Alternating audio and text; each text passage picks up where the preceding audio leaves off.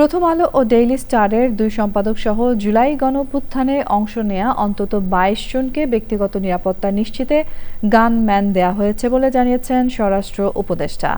ইনকিলাব মঞ্চের মুখপাত্র শরীফ ওসমান হাদির হত্যাকাণ্ড সহ সাম্প্রতিক বেশ কিছু ঘটনায় নিরাপত্তাহীনতায় ভুগছেন অনেকেই।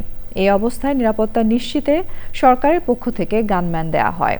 তারেক রহমানের নিরাপত্তা নিয়ে কোনো হুমকি নেই বলেও জানান স্বরাষ্ট্র উপদেষ্টা। বিস্তারিত জানাচ্ছেন রফিকুল বাশার।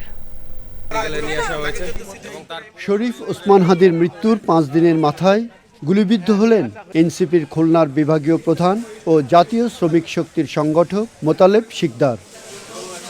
আইন শৃঙ্খলা সংক্রান্ত উপদেষ্টা পরিষদ কমিটির বৈঠক শেষে স্বরাষ্ট্র উপদেষ্টা জানান, নিরাপত্তাহীনতায় ভোগা জুলাই গণ অভ্যুত্থানে অংশ নেওয়াদের গানম্যান দেওয়া হয়েছে।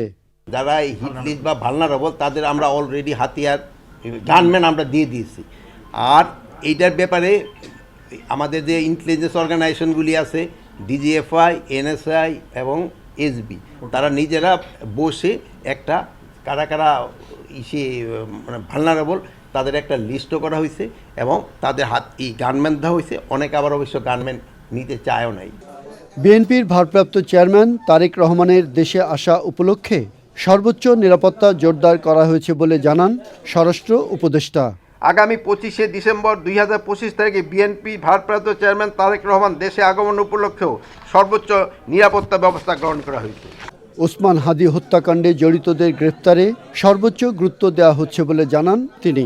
কোথায় আছে হইলে তো তারা ধরেই ফেলতাম। দেশেও থাকতে পারে, বাইরেও থাকতে পারে, বাট আমরা একজাক্ট লোকেশন যদি জানতে পারতাম। বৈধ পথে যায় নাই, এখন অবৈধ পথে গেছে কিনা এটা তো আমি বলতে পারবো না। পদত্যাগের বিষয়েও কথা বলেন উপদেষ্টা। গুঞ্জন শুনছেন তো, গুঞ্জনটা কি? ও আচ্ছা, পদত্যাগ করলে তার এখানে বসতাম না। উপদেষ্টা জানান, প্রথম আলো ও ডেইলি স্টার পত্রিকার দুই সম্পাদকের নিরাপত্তার জন্য গানম্যান দেওয়া ছাড়াও তাদের বাসভবনের নিরাপত্তা বাড়ানো হয়েছে।